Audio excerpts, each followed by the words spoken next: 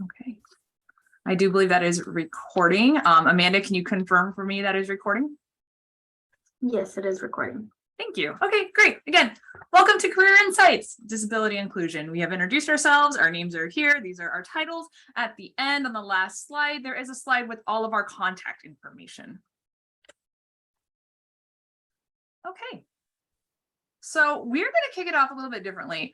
Our goal of this is to have a lot of engagement, just to have you asking us questions so we can help you. We do have definitely a whole outline of what we're going to address, but we would like to know what brought you here today. In the chat or verbally, you can answer. Is it curiosity? Do you need clarification on something? Are you supporting yourself or someone else?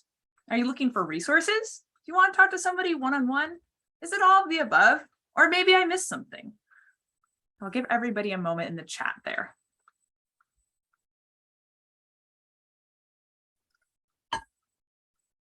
Or if you just want to ask out loud, you can do that too.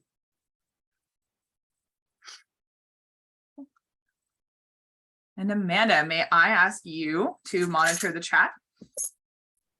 Yes, you can. Okay, thank you.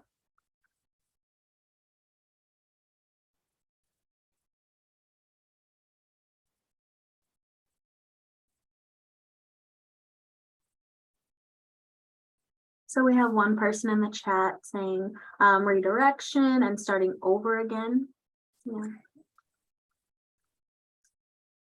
Curiosity, the topic of disabilities and how it might affect one's career.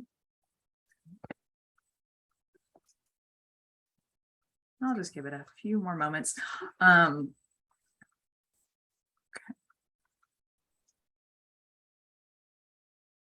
More curiosity to explore what working in a workplace with a disability is like.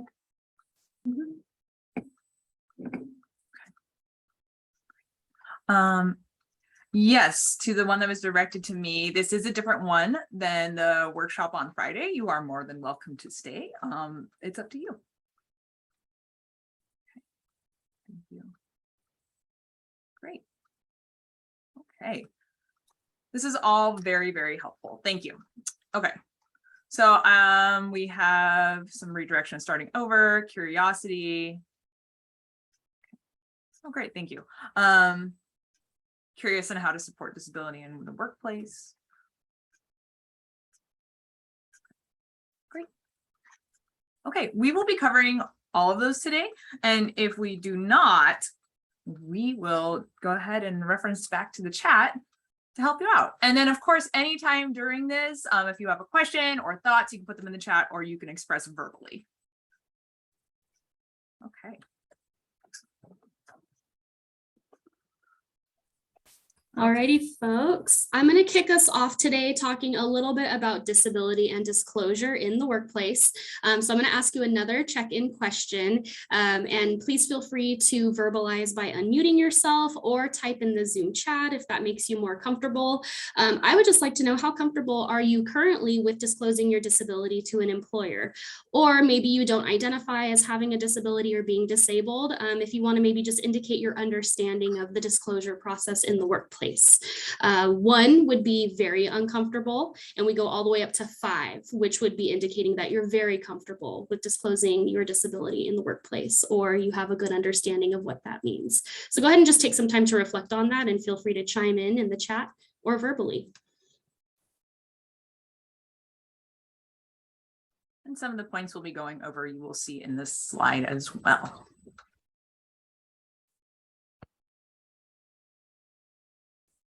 So I'm seeing we've got one individual who's feeling comfortable, somebody who's hovering at indifference, and somebody kind of in between being not comfortable, but maybe comfortable.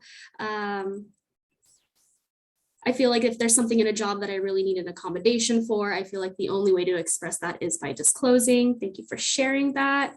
And we have some folks who may be uncomfortable, indicating themselves as a 2 with disclosure. I'll give that another minute.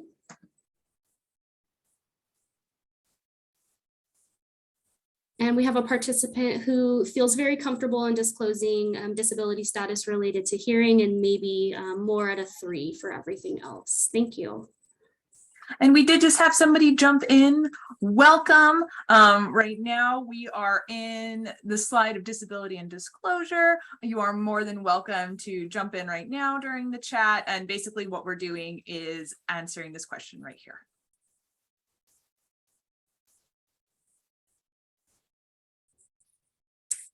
Alrighty, folks. So it seems like overall our group has, at least some experience or knowledge with disclosing a disability in the workplace. So that's helpful for me to know to kind of gear the conversation moving forward.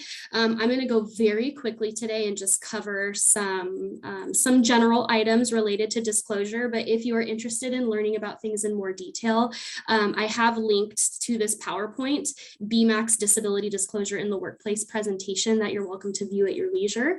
And if you have any follow-up questions, please feel free to reach out to me directly. My contact information will be included at the end of this presentation. So let's talk a little bit about what does it mean to disclose a disability to an employer. Disability disclosure in the workplace is when a job applicant or an employee does share specific personal information about their disability, usually for the purposes of requesting accommodations or considerations in the workplace in order to access the space, including the digital space. So when disclosing with an employer, it kind of gives you an opportunity to, one, request those accommodations that you might need to access different spaces and functions of the workplace. And it also allows you to really seek the full benefits and privileges of employment. Accommodations and considerations in the workplace, they're not intended to provide anybody, what some folks will call special access or additional privileges, right? It's strictly to level that field and grant access to folks so they can complete all the full functions of the workplace and fully engage in the workplace and have a sense of belonging. And I think it's important to note that disability can affect us at any point in our lives. So you may already have a disability or identify as being disabled, or maybe you don't. And I think it's important for us to know that folks with disabilities comprise the largest historically marginalized group in the country. And we may be affected at any time, whether it is with a temporary or a permanent disability. So this could be a conversation that's not relevant to you now, but it may very well become relevant to you later in life. When and why would you maybe want to disclose your disability in the workplace?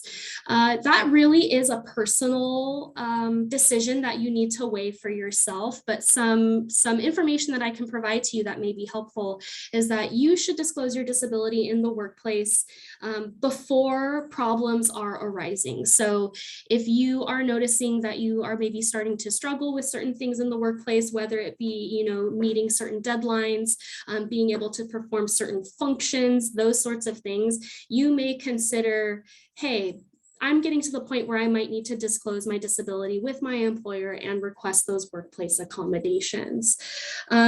Additionally, it's always an interesting thing of, when should I disclose? I know I'm going to, but when should I do that? I like to implement the 5-finger model for that. So there is the application process, during which you may disclose your disability. You could also potentially disclose your disability during your interview process. Another time that you could disclose your disability is after you've received a job offer, or maybe during that waiting period after accepting a job offer and before the first day on the job, or maybe on the first day of the job or thereafter, sometime after that point, you may disclose your disability. It's important to note that you can do it at any time. So it's not like if you're not disclosing during the interview, you've had your chance and now you're not able to disclose any time later. You can disclose your disability at any time, and you're also not required to disclose your disability. It's really a personal decision for yourself. I'll pause there and see if anybody has any questions or considerations for pondering before I move on.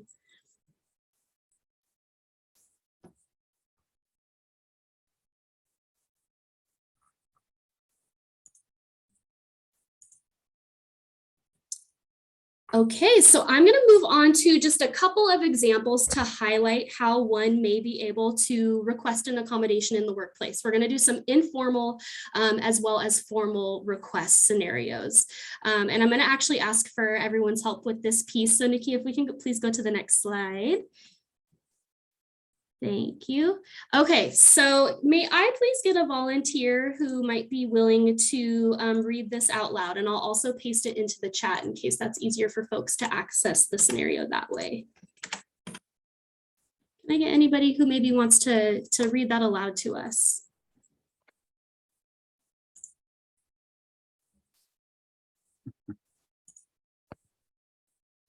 Do you all need coffee? Is it Friday? Friday feels?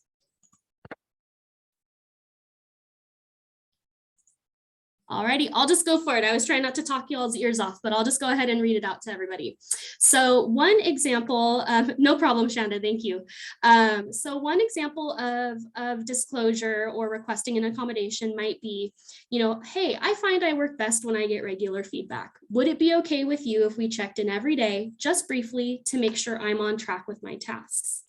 So that's something that you can do with your employer in an informal way, or in a way that would be what we call a consideration, not an accommodation. That might be one way that you can request an accommodation in the workplace, is just very informally checking in with your employer.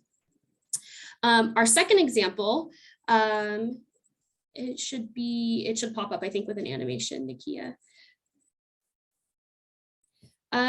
Question number 2, or scenario number 2. It helps my productivity a lot if I can take a 5-minute break every hour. Could we try that out for a week and see if you're satisfied with my performance? So that's another example of an informal sort of request that you can make to your supervisor or to your colleagues. Jessica, I'm just going to interrupt you for a moment. We do have some chat. Sure. Inquiries and questions. Let's see here. Question about during an interview, wouldn't that negatively affect us? I'm assuming disclosing disability during an interview.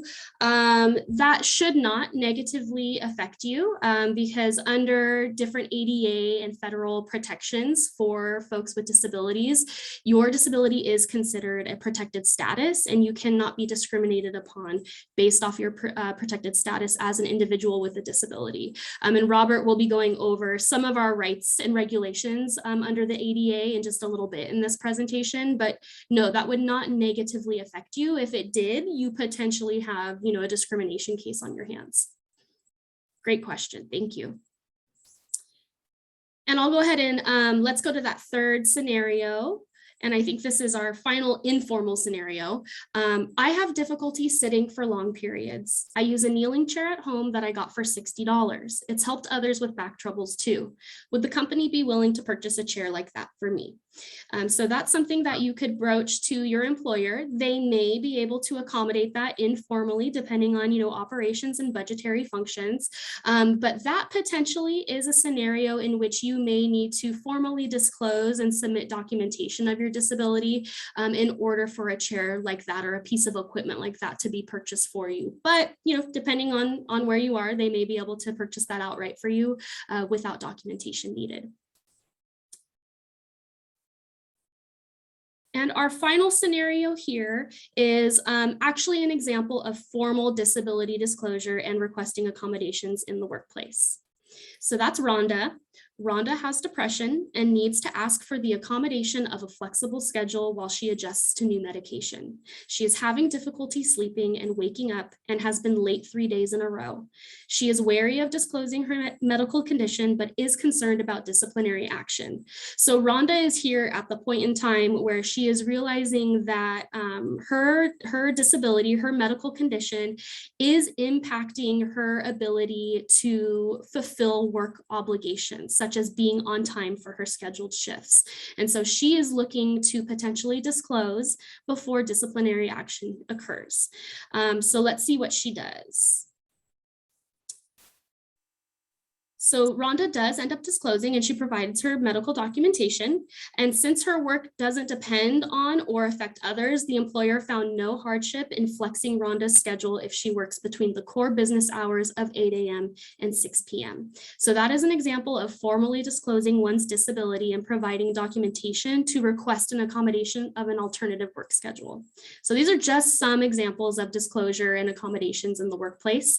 There's many, many more, and there are certainly more details surrounding this process, such as, what kind of documentation do I provide? How do I go about broaching this topic with my employer? I would be happy to discuss any of that with you all in detail. If you ever want to contact me directly, we can schedule some time to chat. And again, I also encourage you to check out BMAC's presentation that includes more details about this process. Thanks very much. Yeah, I'd like to add, you don't always even have to disclose your exact disability. Especially in the informal process, you just have to let them know that you need an accommodation for a disability. And so sometimes you can maintain, a protection, and your employer is obligated, especially in the formal process, to negotiate with you. They can't just cut you off. Thanks very much, Robert. Thank you. I see some chat in here, and everybody who is participating, let's take a moment. If you have any questions about this point, if you have any thoughts you'd like to add, or perhaps there's a different scenario that we didn't present. So I'll give everybody a moment for that.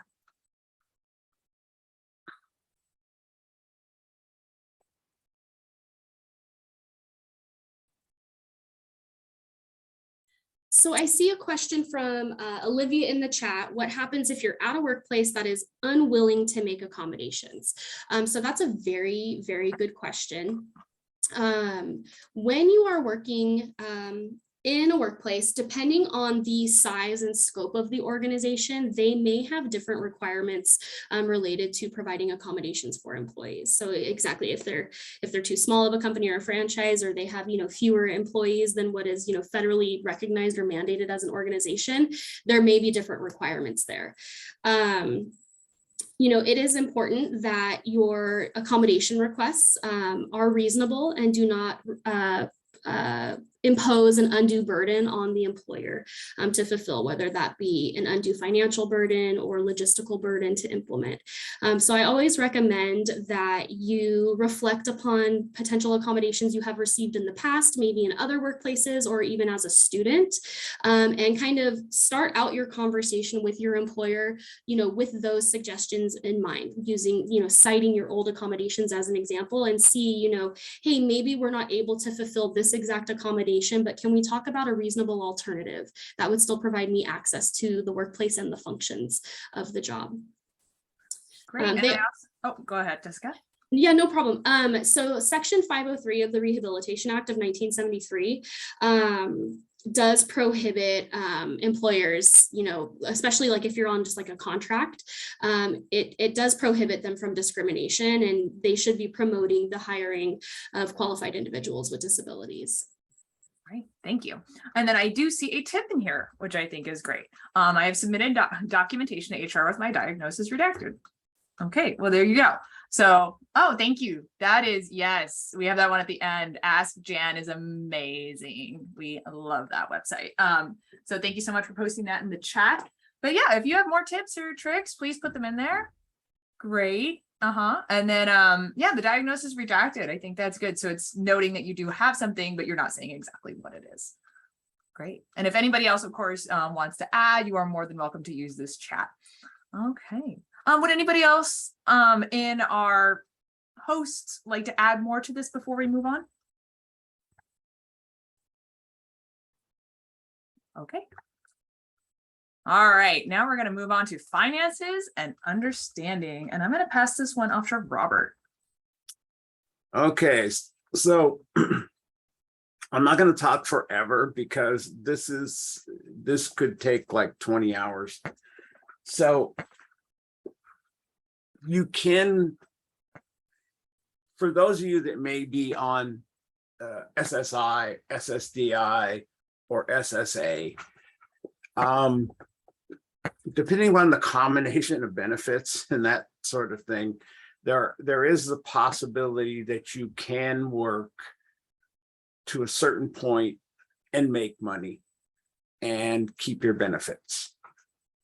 So you're always going to want to check and see what you can and can't do. Depending upon where your Department of Rehab case is, there is a sort of a financial advising officer that the Department of Rehab does have available that can talk to you about these benefits. So you always want to check with that person. Some are better than others. I want to advise you on that one. Also, there are independent living centers throughout California. Most of them have a benefits coordinator that can talk to you about some of this also, so you can get additional information from them. I think our resources slide will have the Long Beach Center's phone number available to you. So wherever you live, you can check and find out where the independent living center is, and they can provide you, they should have a benefits coordinator that can talk to you more about this. So I'm going to give you some basic formulas and ideas for these, depending upon what benefits you're getting and what your combination of services. So when I was on SSI, after I worked a certain amount of time, they made me apply for SSDI. So I was on SSI and SSDI, and I was still able to work. And because I'm legally blind, I was also on SSI Aid to the Blind, which also had some other background administrative regulations to it. So there are so many programs, that's why it's hard. So I'm going to give you general rules. Okay, and these may or may not apply. So you're going to have to check your own case. Okay, so that's my introductory proviso to all of this. In general, with SSI, you can earn up to $65 or $85, depending upon your circumstance, without any effect to your check at all. So that's kind of nice to know that you can at least earn some money without anything happening. After that, you can earn money, and for every $2 you earn, $1 is taken away from your check. So if you earn $265, $100 will be taken away from your check. So that means you'll get your check minus $100, but you'll still be making your check plus $265. So you'll still be bringing home more money. You'll be bringing home $165 additional dollars than you would be bringing home otherwise. So you still actually make more money. There's also, depending on disability and everything, there are also deductions that you can take that are often related to your disability. So I know for the blind, there's a whole bunch of work expenses that you can take off. And I know other disabilities, there are some work expenses that you can take off. So oftentimes you can take off a lot of work expenses and still keep your, and I mean all your benefits, your IHSS, your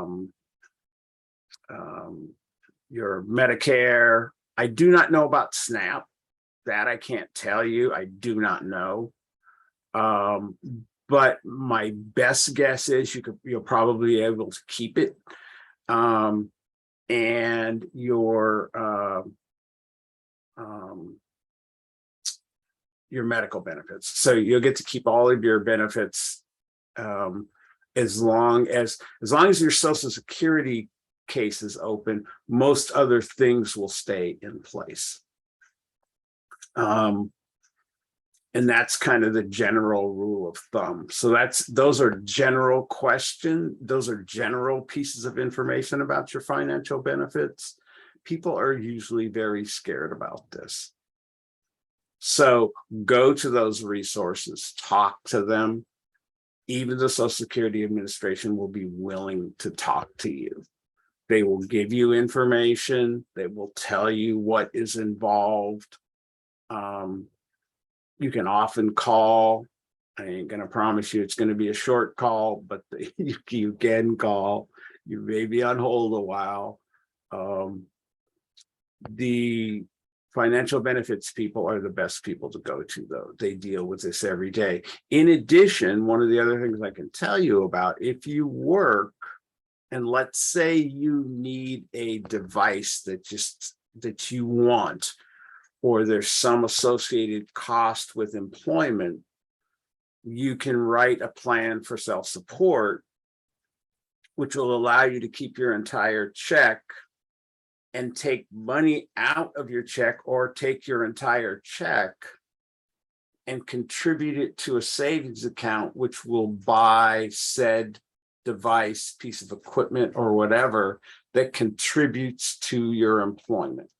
So I'll give you my example. When I first started work, I bought a computer because I had to take work home.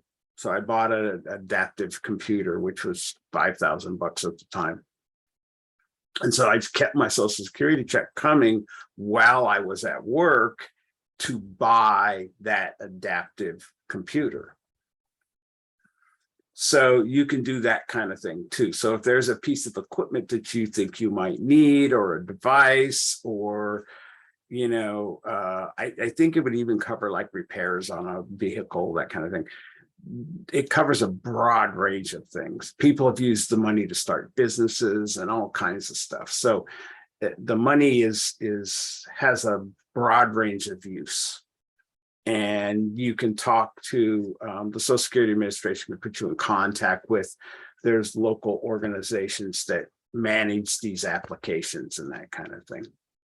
So that's also available to you. So keep that in mind too. I think that's all I want to say, because I don't want to give misinformation. So that's basically it. It's available. I think the last I heard, you can make up to something like $60,000 and keep your benefits. So it's really crazy how much you can actually make. And that's with all kinds of deductions and stuff, though. So that's with tons of deductions, and, you know, but you can make quite a bit of money. Is there anything in the chat there? Right now, what we did is Amanda posted the new increase for SSI. So there is a link to that, and I apologize because I went to click on it and it took me out of the presentation, but this is the website, and it tells you the new increase. And Amanda also posted our CalFresh. So that is also the SNAP program as well, the basic needs. Thank you. Yeah, we do have one on campus. They are great. We do work with them often. Okay, and I do see a question. What qualifies you for SSI? I thought Social Security is when you retire. Sorry if this is strange. I'm just unfamiliar. Well, I'm glad you're here. We're here to help you with those things. No, that's great. So if your disability is quote unquote so severe that you can't work, that's for SSDI, but SSI also kind of falls in that same range. So depending upon your disability, you can apply for Social Security benefits.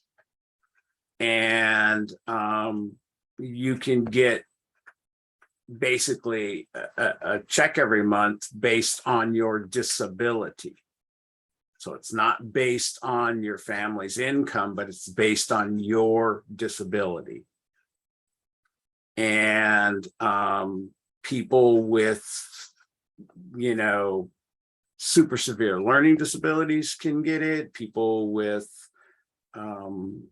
various mental and or physical conditions, certain diseases of the body, a broad range of physical and or mental things that affect human beings qualify for this program.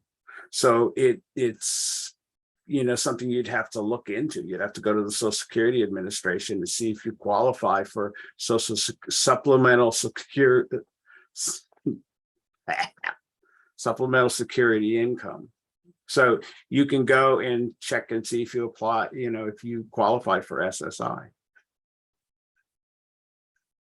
If you go on their website, you can see if you would qualify for that. If you've worked enough quarters, they're going to make you apply for SSDI. They're going to make you apply for the disability insurance. Great. Thank you, Robert. That was a great question. And please, everybody, feel free. Yeah, and that's actually a good question, because a lot of people, I run into students all the time that don't know about it, or they don't know about the Department of Rehabilitation. Yes. And they don't apply for the Department of Rehabilitation, which is also a great service. Yes, and I was going to hit on that point because I work a lot with DOR, and as Robert said, he was a participant at one point. Basically, DOR can fund your tuition here at Cal State Long Beach. They can fund your supplies. They can afford certain assistive tech. So say, for example, you need like a software for your major that's going to help you with like careers, and you can't purchase it. They can help purchase that. Sometimes they could do like laptops, depending, or other kind of technology. And they can also pay for parking passes, which I know is definitely in demand, and gas stipends as well as bus passes. If you'd like to learn more about Department of Rehabilitation, we do have that as a link at the bottom. At our last resource, you can always reach out to myself, and you could reach out to Robert as well, or any of us. Really, we know a lot about DR and what they can supply and what they can fund. And let's give a moment if anybody had any questions or thoughts to put in the chat before we move on. And we are doing great. We are at 36 minutes, even though it reads 45. We did start a little earlier to get prepared on our end.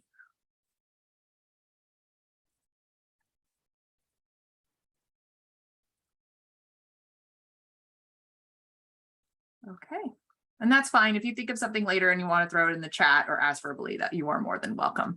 Okay, the next one is the ADA, the Americans with Disabilities Act. And some of the questions we have in here, some of the points we'll be addressing is, what do you know about the ADA? What do you know about your rights under the ADA? Different protections, circumstances in which you are protected, employment, services, academic, Department of Health and Human Services, State of California, and the ADA homepage. Yeah, and I believe this one is for Robert again. Yeah, I think Jessica, I think I was going to get some help. So, yeah. So I do want to ask, what do you guys know about the ADA? In other words, let's just say on a scale of 1 to 5, what do you rate your knowledge? If you could go ahead and put that in the chat, then I'll have a sense of what I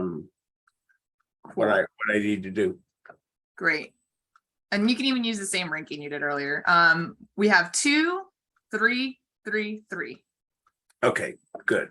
Okay, so we have some really good knowledge. So if I'm talking lower than you want me to talk, let me know. Seriously, just put it in the chat. Hey, I know this, I know this, I know this. So the ADA covers a couple things, 2 major things that, we're gonna talk more about the employment side, but just so you're aware. So it covers, depending on what title you're in, there are 5 titles to the ADA, but there's a title that covers service provision by government and private sector and blah, blah, blah, So there's that. So there's service provision, and then there's employment. So there's different titles. So we're going to be talking primarily about employment. So that's one thing you need to be really aware of, because each of those is administered by different government agencies.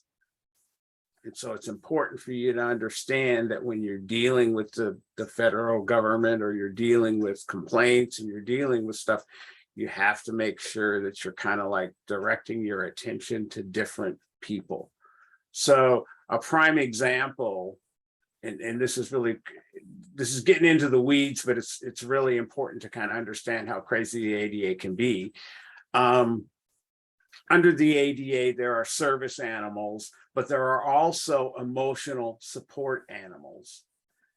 They are dealt with separately. Emotional support animals cannot go into most establishments, but emotional support animals can be in housing and transportation. So they can go on planes, trains, ships, that kind of thing. And they can also be accepted in apartments just like service animals can. So it's really kind of weird, because since they can do those other two things, they are often allowed into establishments where they're not supposed to be allowed. And there's a ton of confusion because the law is not clear on what's supposed to happen, and people have a lot of misunderstanding. So that's one of those areas where the ADA is very clear, but enforcement is not clear, because it's two different agencies that enforce those laws. They're enforced separately. So that's where problems arise when you're not, when you don't have an understanding of what organization is supposed to enforce what. Anyway, that's why I was using that example. So, so your rights under the ADA,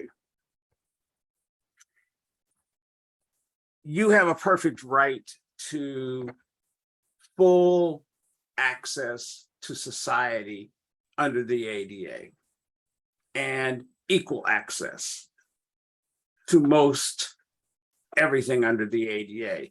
There is a major limit, and that is under health and certain health and safety regulations do limit what the ADA can do.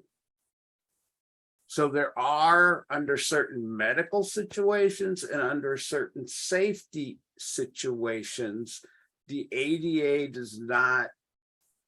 doesn't hold any water. Okay, so there are a few situations where the ADA is, but it's a lot more clear now that the new act is passed, and those are much more clarified in the new act.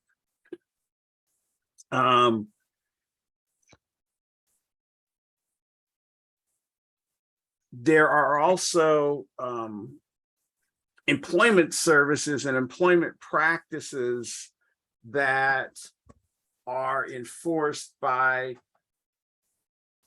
different agencies. And Jessica probably has a lot more knowledge about this than I do. I'd like her to kind of speak on the educational side of things, about enforcement and that kind of thing. I will let her kind of talk about that, because I'd let her talk about that. Robert, are you referring to classroom and campus accommodations? Yeah, go ahead, and I'll let you kind of talk about that.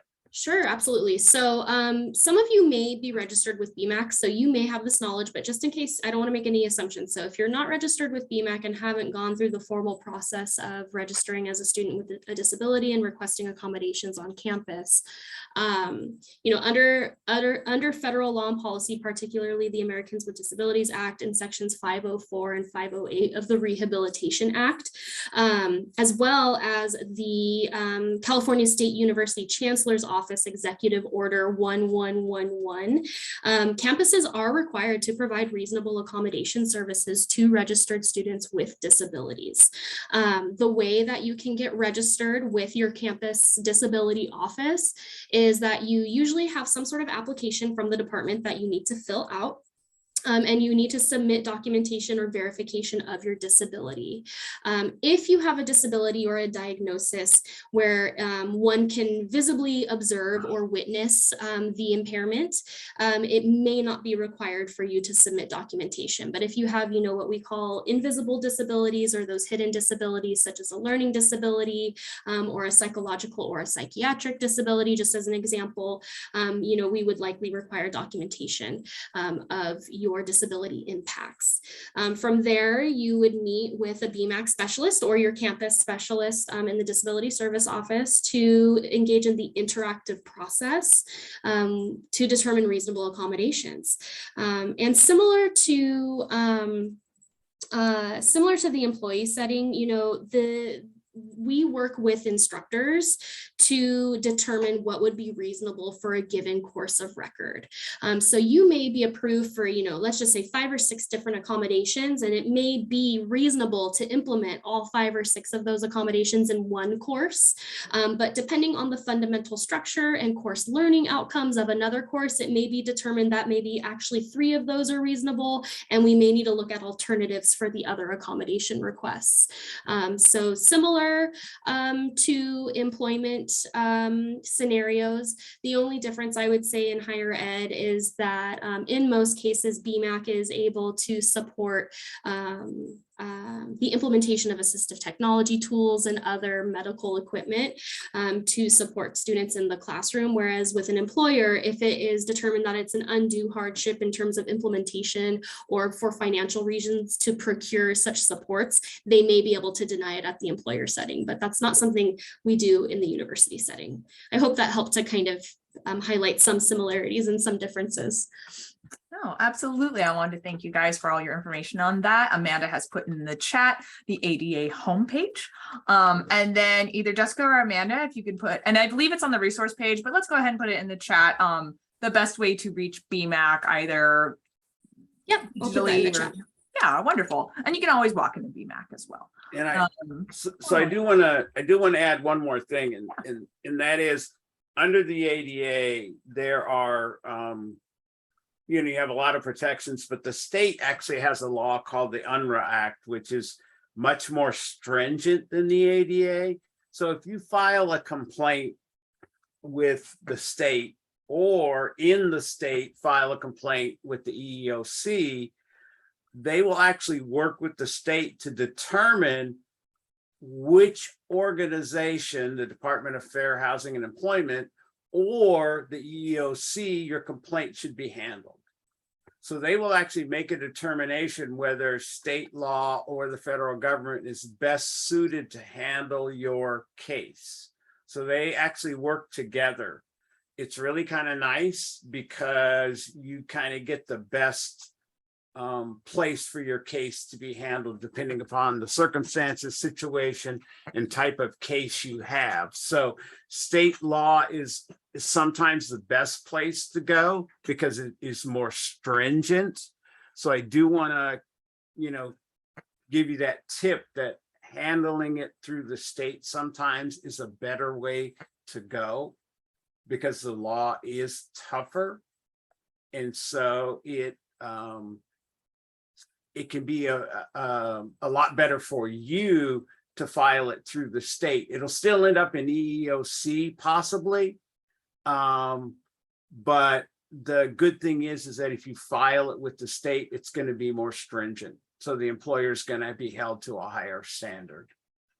So keep that in mind too. And that's the Department of Housing and Employment. The other thing is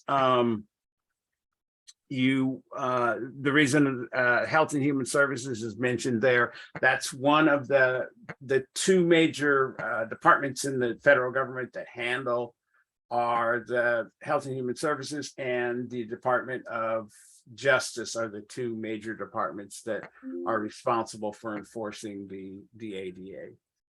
Great. And I think kind of covered everything. Are there any questions? I know, you guys had a high level of knowledge, so I don't know if there's more that I need to go, and we didn't have a ton of time, so. That's fine. We will let that happen in the chat if anybody has any questions or verbally. So we will give that a moment. And currently we do have Jessica Wood. She did put in the chat how to access BMAC. And there, how to do it through that your SSO. And then there's the phone number. And then we will also look, I believe it's in the resources, but we will double check. We will look for UNRRA. And I am currently have notified that I am trying to get out of this mode, but unfortunately, because I clicked on the web browser, we are in this present mode. So I think you can exit presentation mode and then just retry, and it should go back to full screen. and show. Yeah, Okay. try that. I'm gonna pause on that just because it's 12:50. And that's Okay. fine. So That's UNRUH. UNRUH. Thank you. And I'll have Amanda do that. She's been my IT. Okay, we do have a question.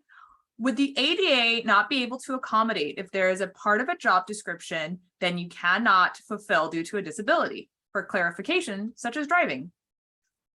Okay, so it depends on the percentage of the job that requires driving.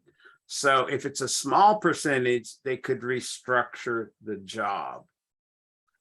If it's a large percentage of the job, then it becomes an essential function of the job, and probably not then, because it's essential to the job.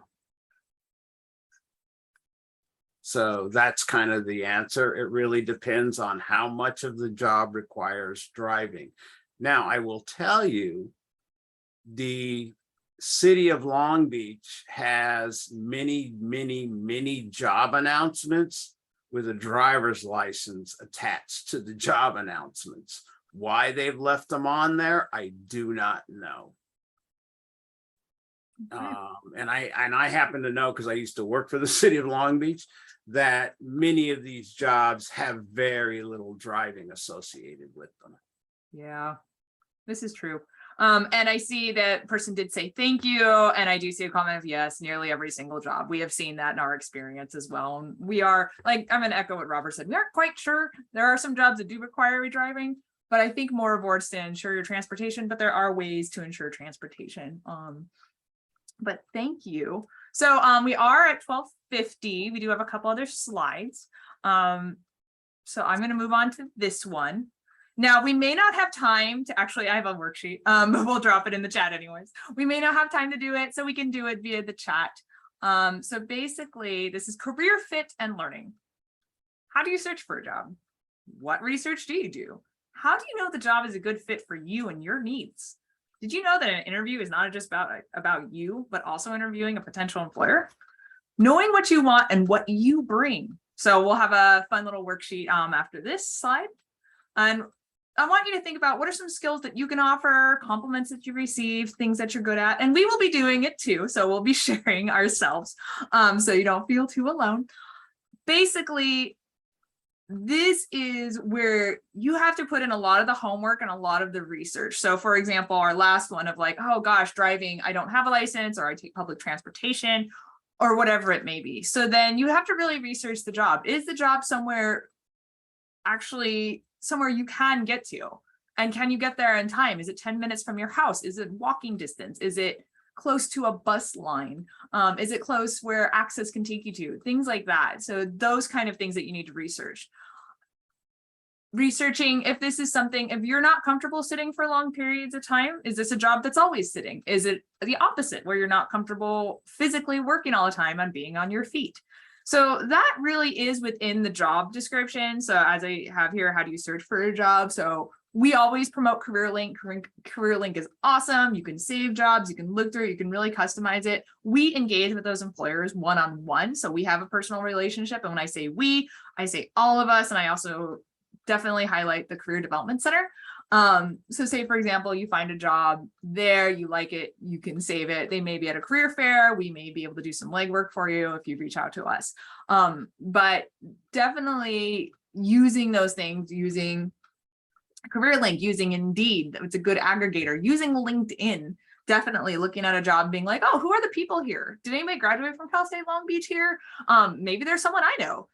Those kind of things, doing that research. Going to the job's actual website is huge, because then you can actually look and see who are their employees. What do they do? Do you like the way their website's set up? Is it too old? Is it new enough for you? Is it easy to navigate? Those little things make a difference and help you customize your job search. We customize our social media. Let's customize our job search. And again, how do you know if a job is good and fit for your needs? Well, do you qualify for more than 50% of what they're asking for? Can you do these things? If you're like, you know what, I am a good leader and they want leadership, I'm going to do that. I think I really want to apply for this job, right? Those kind of things you want to look for. And it does require a lot of reading. It does require a lot of work.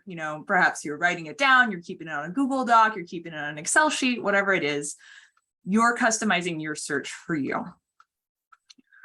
Did you know that an interview is not about you? So again, it's like, yeah, the interview is, hey, I want to get to know you, but you're also looking at that interviewer going, do I like you? Would I get along with you? Am I vibing with this? Or are they asking questions that you're uncomfortable with? Are they already asking you and looking at you going, do you have a disability? And it's like, you don't want that.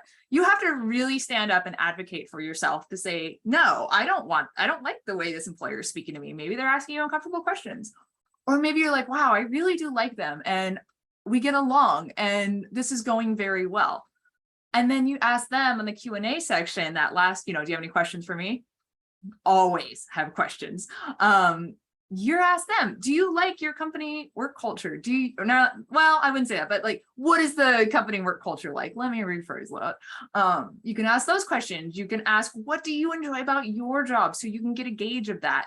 Do they say, oh, I don't like anything, and that'll give you an idea. Or I love these things. I love my team. I love, having my own private space in my office, things like that, or even I love that we have a very big DEIA initiative, and that's something that they promote. At the end, that's really important for you. And you have all the power and the right at the end of an interview, just like they do, to say, no, this isn't for me. Or yes, this is something I really hope to go forward with. You have that right. And that's something that's really important. Especially if you identify as somebody with a disability, it's like, well, is this for me? And is this what I want? Now, I'm not going to guarantee you every job is going to be perfect for you, but if they fit a lot of your categories and there's room for growth for yourself, even for them, and they reflect that, then it could be a good opportunity for you. So let me see, next slide. So we do have a worksheet that Amanda can drop into the chat here. There it is. We use this with BMAC as well. You can go ahead and keep this. We want you to have this for yourself. But one of the things is we'd like to see in the chat here, or verbally, the things you can answer are, what am I good at? Compliments you've received, challenges I have overcome, what I value most, unique skills I possess. You do not have to answer all of these in the chat. You could pick one and add it in there, whatever you would like. It's a reflection, and it might sound a little bit like, I know me, but when we bring these things to surface and to awareness, it's going to reflect in those interviews that you have. It's going to reflect in your own job searching. It's going to reflect in the way you present yourself. So I'll go first just because I'm speaking right now. For example, I am good at teaching. I am good at presenting. I am good at lecturing. I am good at speaking in front of a lot of people. I am good at speaking to a little bit of people, and I am good at speaking one-to-one. That is a skill that I value. That is a skill that has really helped me in all of the jobs that I've had. I've had many, many jobs. And it is something that when I was younger, I didn't like public speaking. I was like, oh my gosh, don't get me in front of somewhere. I don't want to present my book report to my 5th grade class. Absolutely not. It was a skill I developed over time. And then I started to get really good at it. And then when I was lecturing and teaching, I started to really hone in on that and learn my strengths. Oh, I'm really good if I'm prepared ahead of time. I'm really good if I have a slideshow. I'm really good if I know what I've done beforehand. So that's for me, for Nakia Pinnell. I'm going to ask that everybody put in their chat, again, something, you can choose any of these questions that you would like. And share with us, please. And I ask also Robert, Jessica, and Amanda to do the same as well. But just please pick one, just for the sake of time. And you can say it verbally too, if you would like.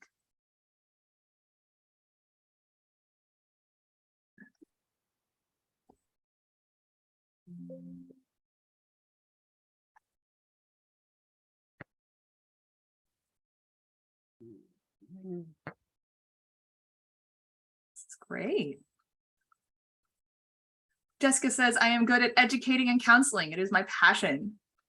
We have another participant who says, I am good at staying organized and writing things down to work around my disability, which has helped in the workplace. Another participant says, I value equality and fairness. This is wonderful.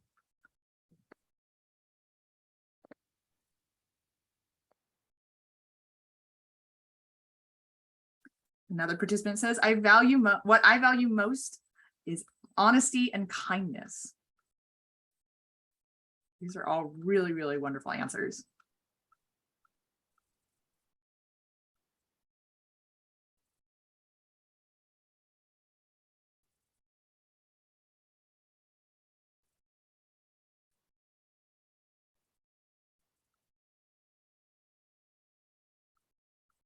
Just gonna double check here really quick for something.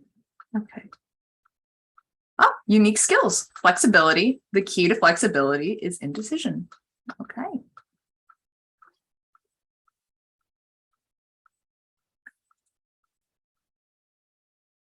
Just double checking my chat here, or my participants.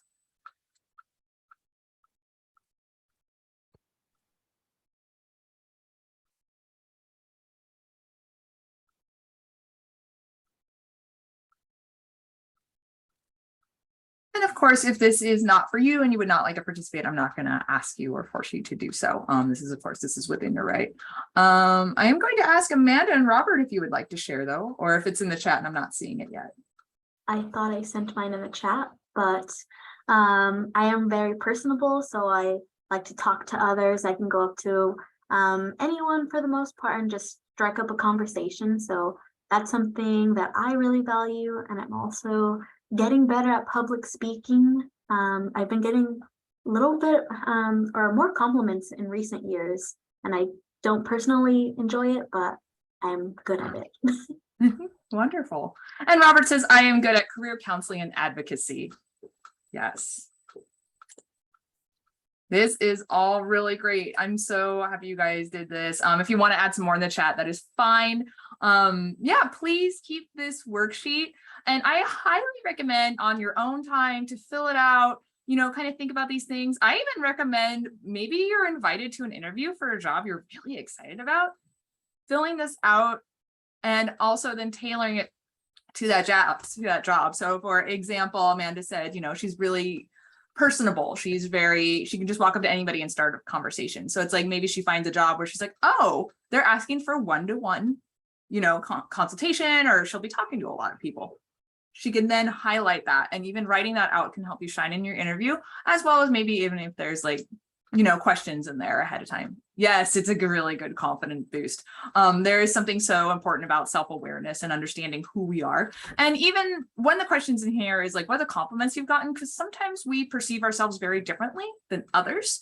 And when we think about that and we look back like, oh, my best friend says, I'm really funny. Okay, so how can you, use that? Or my mom says that I am really, great at organizing, supplies. Excellent. So how can you use that? Maybe a professor says your writing skills are excellent. Use those to your power. Oh, wow. Hey, look at that. We're right on time. I'm very happy to see that. Okay. So again, that is something we wanted to give to you to use. I wanted everybody to kind of think and reflect. It's so important to do these things because oftentimes one of the things I hear from students often, they're like, well, I don't know what I'm good at, or I'm not sure, or what is that really an important skill? And you'd be surprised, even with small skills, like, and I'm going to use something very arbitrary, like that's like, oh, I didn't even think about that. Jigsaw puzzles. I love jigsaw puzzles. It's like, what? Wait a second. How is that a skill? Well, that means I am a visual learner and I can really look at something ahead of time. I can make a clean and organized whatever it may be out of a mess. So I have all the pieces, I can kind of put it together. And I know how to use critical thinking. Okay, what should I do next? What should I do next? What should I do next? So something as simple as that. Maybe you like painting. Maybe you like gaming. Maybe you like, I don't know, maybe you like running. All those things you can really think about and be like, how can this translate? That is the end of my spiel. We are at 1:03 p.m. And this is our moment. We built in a half hour for some Q&As.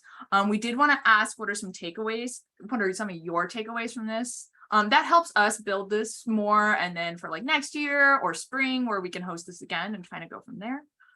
Do you have any other questions that we didn't address? And do you have any resources you would like to share? And some people have already done that, which is awesome. We will definitely email you with all of that. Like I said, the next slide is a resource slide. And then the last slide is our contact. And with that, while this is happening, I'm going to ask Amanda to go through the chat to scroll all the way up to see if we missed anything.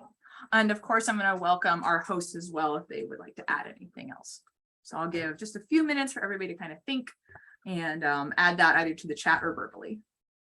You know, I'd also like to add that, you know, because of the structure, we were only able to scratch the surface and give, you know, kind of introductory information. Some of it is, you know, obviously it's useful, but it may not be tailored specifically to you. So please feel free to reach out if you have a special circumstance or unique circumstance that needs more information or tailored information so that we can help you specifically.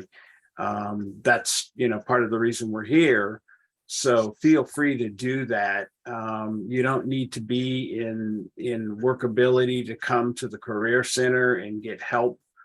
You don't need to meet with me. There are other counselors on the workability contract that have knowledge of persons with disabilities. So feel free to come on in and we can, you know, get you the assistance you need as regards these issues.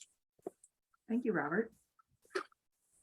Yeah, I just want to highlight what Robert was saying. Please do not be shy to reach out to me directly if you want to schedule some more time to chat about, you know, disability disclosure in the workplace, requesting accommodations in the workplace, or even just, you know, general vocational preparation, you know, as a person who identifies as having a disability. You know, happy to chat with you about those things.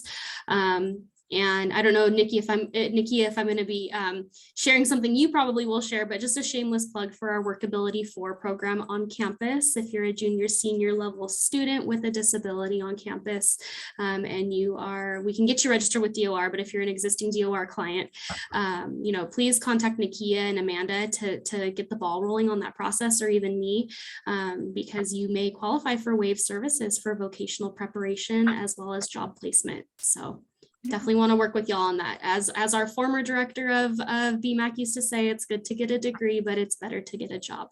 Yeah. And we always say, don't wait until you graduate to start your career. And with that, we will be adding also the WAVE brochure to the resources. Again, I'll reflect what Jessica was saying. Basically, what Amanda and I do is we give you services to support you in your career readiness. And I basically work with BMAC, DOR, and CDC and pair you up with a really strong team to customize your case. We do things like mock interviews. We do things like job searching. We do things like giving you leads to jobs. We do things like giving you everything ahead of time. Like we will get the calendar first of events and we give it to you. And things like this, we will customize everything for you and your needs. We walk you through things like disability accommodations and disclosure, wages and benefits, all sorts of things. So we are a wealth of information over here at WAVE. And again, if you want to get that ball rolling, you can reach out to myself, Amanda, or Jessica, and we can get you set up with that. If you're interested in Department of Rehabilitation, perhaps you would like your tuition. Who wouldn't? Your tuition paid for, your supplies, etc., your parking pass. We can set you up with that as well. If you're already with a DRO counselor, we can also get that rolling. But if not, that's fine. Again, I don't really see any questions in the chat, so I don't want to negate that from any of our participants. Oh, here we go. Can I ask a question? Does anybody have information that, you know, on any of our slides that you want to add? I mean, if you have some information that you think we missed, hey, we're open. We're not we're not perfect. No, we're human in the end. We do have one, which is Ask Jan. I love Jan, which is great. We'll add that to the resource blog. We do have a question. The question is, how to identify the discrimination of the disability during the interview or in the workplace from the employer? Any agency or department counsel to help? Can you read that again? Absolutely. How to identify the discrimination of the disability during the interview or in the workplace from the employer? Any agency or department counsel for help? And I'm reading that verbatim, just FYI. Yeah, I'm not.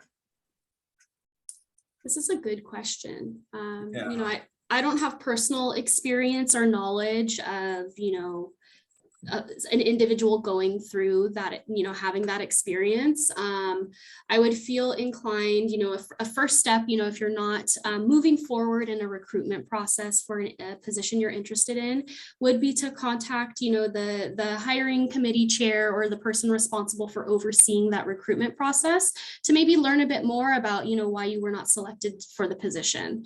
And then if you suspect that disability discrimination occurred, you may be potentially looking at, you know, reaching out to Office of Civil Rights to file, you know, a formal complaint that may be investigated. But I'm not quite certain if that's the most expedient way to, you know, look into your inquiry, but that's kind of my initial guidance that comes to mind. And if anybody in the participants have any insight on that, you're more than welcome to add. So my thoughts on this is, from what I'm understanding, is like during the interview, perhaps you're noticing that there's discrimination. Like Jessica said, there is a way to report that. There's also Glassdoor where you can leave reviews of employers and say, hey, during my interview, this and this happened.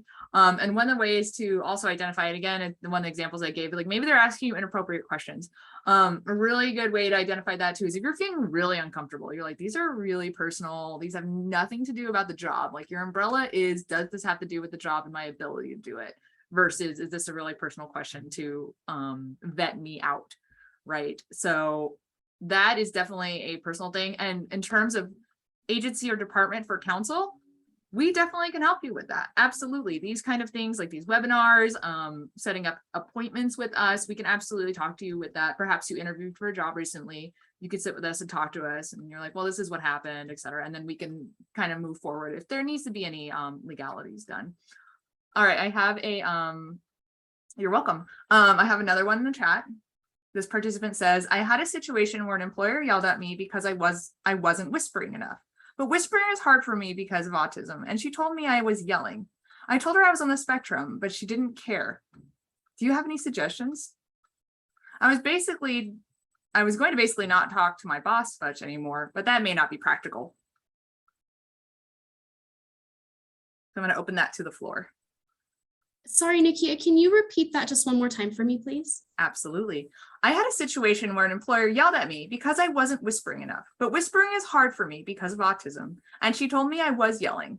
I told her I was on the spectrum, but she didn't care. Do you have any suggestions? I would recommend, you know, if you've already broached this with your supervisor and they were not receptive to your feedback about your disability, to take that to your HR or potentially if there's a compliance officer in your organization, just to learn a bit more about, you know, the best practice method in that organization to disclose, you know, about disability impacts, such as, you know, the volume of your voice. Something else that you could do is talk with your supervisor again about, you know, how you want to be mindful of acceptable noise levels in the office, and you know that you'll continue to work on that. But in the meantime, is there anything that can be done to maybe look at the physical space maybe that you're working in to see if you can maybe work elsewhere for certain matters where you do need to speak and potentially speak loudly, or maybe there's other tools you can utilize to communicate in other ways, such as an example of that would be like Microsoft Teams. We use that here on campus to communicate with colleagues. Those are just a couple of initial things that come to mind. But if you're physically unable to speak at a lower volume, and that is, you know, something that is being discriminated against, or those considerations are being denied by your employer, I would certainly recommend, you know, taking that up to HR or compliance officers. Yes, and this participant also says, and the fact is I wasn't yelling and I was talking lower than I normally would. Thank you. Is there anybody else who would like to chime in on that in terms of our hosts? You may have to, and you may have to couch this as an accommodation request is, okay, if I am too loud, then obviously I need an accommodation for this task. And, so if your supervisor is thinking it's too loud, then yeah, I think HR, or like she said, the compliance officer, I think this needs to be handled as an accommodation then. And one of the things I'm going to address is this note on here is she didn't care too much and stuff. So that's a direct quote. I will say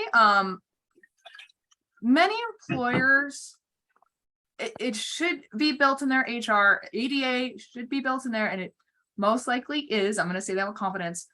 But that doesn't, I mean, in the end, like Robert said, we're all human. In the end, unfortunately, sometimes an employer or even a coworker does not know how to approach that disability. Perhaps they don't know what autism is, or perhaps they have a stereotypical view of what that is. So unfortunately, we can't control people's reactions. And that sounds like the reaction from your supervisor just wasn't unsure what to do with that information, because that can be a lot for someone. And that is something we are working hard on at Cal State Long Beach, is holding events and webinars to our employers to teach them more about what it means to hire somebody with a disability. And those are kind of one of those things that's important for knowledge all around. And I do see another part in this chat, and then thank you for clarifying this. I don't think they did. They one time told me to go downstairs and tell someone to be quiet, and it was someone on the spectrum. I don't think she has that knowledge. Okay, well, there you go. So again, it's kind of one of those things where we are working with people and humans who their knowledge may be limited. Again, their knowledge may be stereotypical. Their knowledge may be great, depending on who it is. So that's the part I wanted to address. Does anybody else from the host side would like to join in on those thoughts?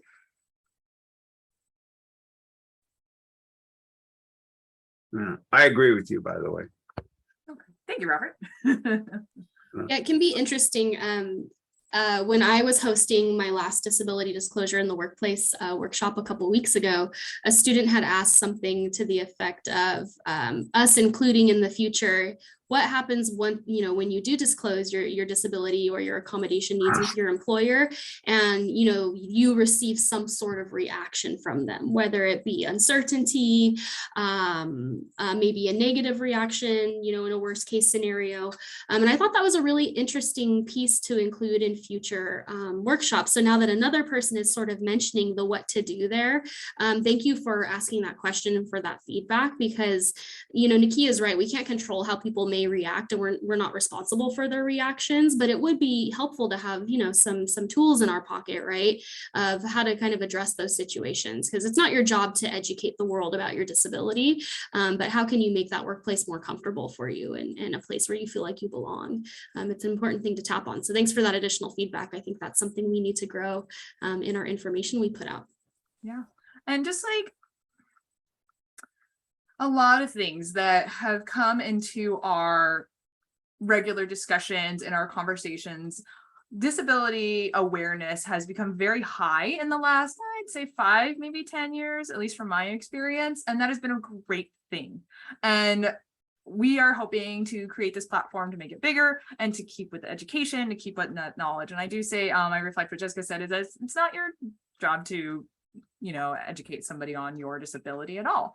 I think though, with our newer conversation and the more openness to it, people are more willing to learn. And again, one of those things, like I said, with the HR department, they should have all of these built in, and that would be something, again, that you could bring up to your HR department. Well, thank you so much for that. That is very, very helpful. And I'm going to keep watching the chat just in case this sparked any other thoughts or discussion or questions. And then I'm just going to go to the next slide, which is just our resource slide. Okay, so we haven't really heard much from me today, but I'm going to be going over some resources. A lot of resources I had been dropping in the chat already. So I'm not going to spend too much time going in depth about these resources, but the first one we have our self-advocacy resources. It's a PDF. Let me drop it in the chat Give me 1 second. And please feel free if there's any more questions, just drop them in the chat as Amanda is reviewing this. Okay, thank you, Amanda. So this PDF just includes some interviewing and self-advocacy resources that I have compiled a while ago. So it includes Candid Careers, which has like videos on do's and don'ts of interviewing, for example. We have self-advocacy resources. Let me pull it up so I can see. Self-advocacy resources like a basic overview of what self-advocacy means. There's a link for Disability IN. So that is a really good resource for students that want more information on companies that follow DEI initiatives. They will rate companies and just score them based on those initiatives and see. It changed. Sorry. That's okay. So just rate companies on those initiatives. So that one's a really good compiled list of resources, but we also have Job Accommodation Network, which is AskJan, SSA, the Department of Rehabilitation. We briefly talked about that. So again, if you want to be part of Workability 4, if you're interested in that, that's something that we can kind of talk more about is DOR. You would be registered with DOR to be part of the program. And DOR is great, like Nakia was mentioning earlier. They help with tuition, they help with supplies. I know a lot of our students really are appreciative of DOR and all the things that they can do.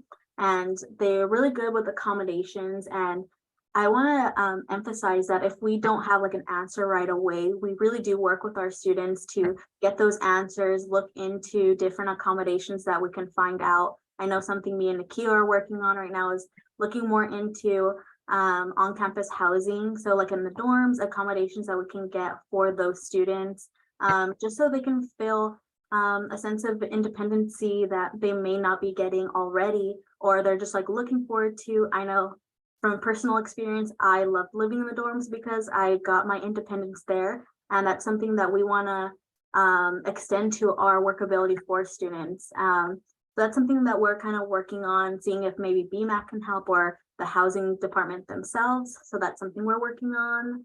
I also want to emphasize that our fall job fair and internship fair is happening next Wednesday, October 19th from 12 to 4 p.m. We have 91 employers. We will also be having a reverse job fair after. So reverse job fair, if you don't know, it is when students are able to go up to employers, or employers go up to the students, and then the students can kind of ask the employers and interview them and get information about the company, what they're looking for, versus the students going up to them and asking, what can I do for you? It's more of what the company can do for the applicant. So that's just a little brief overview of the job fair. We also included BMAC. So there's also another PDF here for the Division of Student Affairs. So any programs and services that they have. So it's just a huge compiled list of services. So like it includes the basic needs program, CalFresh outreach program. Oh, that is something I wanted to mention is in 2 weeks. So October 24th through the 28th, it is CalFresh outreach week. So they're going to be going over the application process and just different events that they'll be hosting. I mentioned that in the chat a little bit earlier on. But again, you will be getting this presentation after, and I will be including more resources that we left in the chat. So that's just kind of an overview. I don't want to take too much time going into everything, but yeah. Great. Thank you, Amanda. And then right here, I'm going to read from the chat. And then Amanda, if you could just put those PDFs in the chat that you mentioned besides the interviewing one. Yeah, I do want to mention something real quickly. A lot of people that are on SSI and SSDI, Social Security, do qualify for SNAP. They do qualify for food stamps. So if you haven't applied, take advantage of that, because you can get some, extra income by using that resource. Yes. And I will personally say I have been on SNAP myself. There was a period where I was unemployed, and it was wonderful. As well as growing up, we did have it too. It was also known as food stamps back then, but it really, having fresh food, having access to groceries is amazing, and it's very, very helpful. There is no shame. Well, I'm not going to tell you how to feel. I would like to just put out there is no shame asking for that kind of help. Our CalFresh program is really great. They also have our open pantry, where you can get supplies if needed. Perhaps you're low on rice, or you need some beans, or maybe you just need some peanut butter and jelly, which is a personal favorite of mine. They do have a really great pantry with a lot of different options. And that is something I really want to advocate. I do love SNAP and CalFresh and what they do for everybody. And I'm going to address the chat here. Jessica Wood says BMAC process reasonable accommodation request for student living in the dorms. That is great news. Thank you, Jessica. Jessica, did that also include adaptable furniture? Potentially, yes. So it's interesting, our relationship that we have with Housing and Residential Life.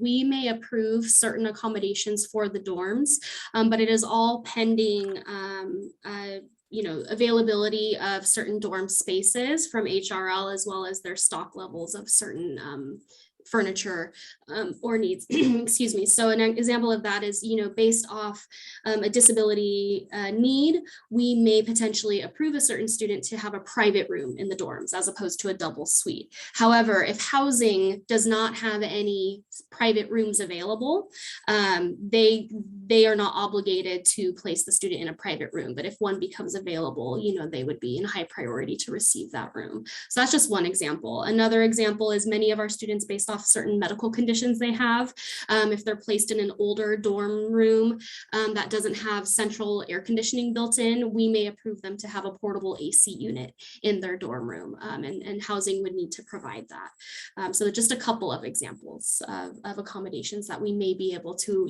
advocate for students in the dorms. Thank you. And we talked to Austin Soto yesterday, and one of the things he did mention was also a refrigerator. Oftentimes students may have medication that they need to have refrigerated at all times. And that is another option as well that I know that is being worked toward for the dorms. So I do have a question in the chat. This participant asked, for the basic needs pantry, do you have to qualify for SNAP to use those services or show proof of income? I cannot speak 100% of that because I have yet to, because I've used SNAP on a different basis through the government, but I have yet to go to ours. Does anybody have any information on that for our basic needs pantry on campus? I'm not sure about the basic needs pantry, but I know there's the ASI food pantry, and I believe that's available to any student. Yes. Let me pop that information in the chat. Let me just grab it. Great, thank you. And Amanda has put in the fall CDC workshop calendar, which also features what we're doing today, but please take advantage of that if maybe you're like, oh my gosh, I need resume writing, or I want to do this or that, the other thing. And then the job fair that we are having, oh, that was another in the chat here. The job fair is in person on the 19th, and this doesn't have a theme. The last one we had a theme of engineering and tech. This one is everybody. And I do believe when you go on your SSO or CareerLink, it does list all the employers there. And then Jessica did here just drop in the beach pantry link. Yeah, not only does it list all the employers, but it lists all the jobs. Great. Thank you, Robert. Okay, it is 1:27. I do not want to take away from our participants. Are there any more questions in the chat?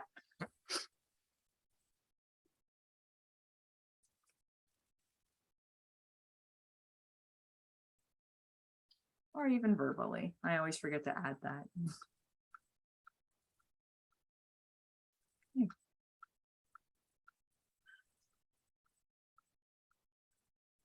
Wonderful. I'll give it to 1:28 because sometimes it takes us a moment. Oh, okay. I'll take that as a signal. I see a thank you, everyone.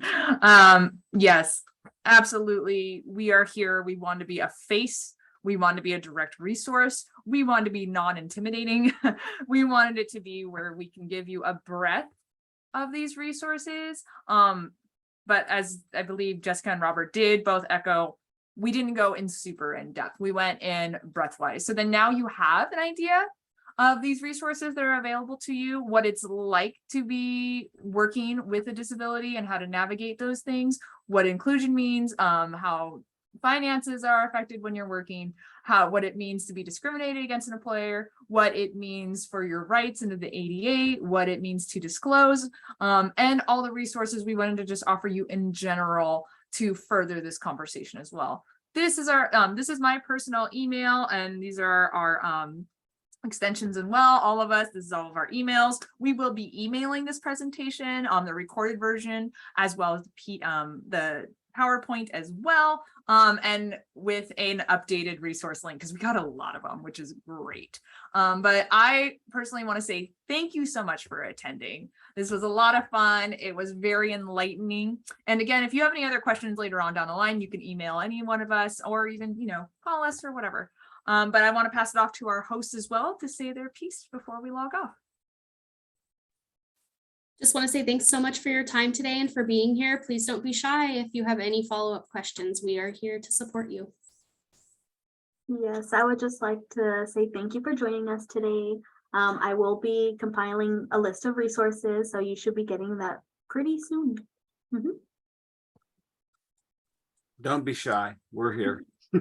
Please be afraid to ask for help anytime. All right. Well, thank you, everybody. If you still have a question, you may stay, or if you want to talk to one of us, you are more than welcome. Thank you. You're welcome. Thanks, everyone. Thank you.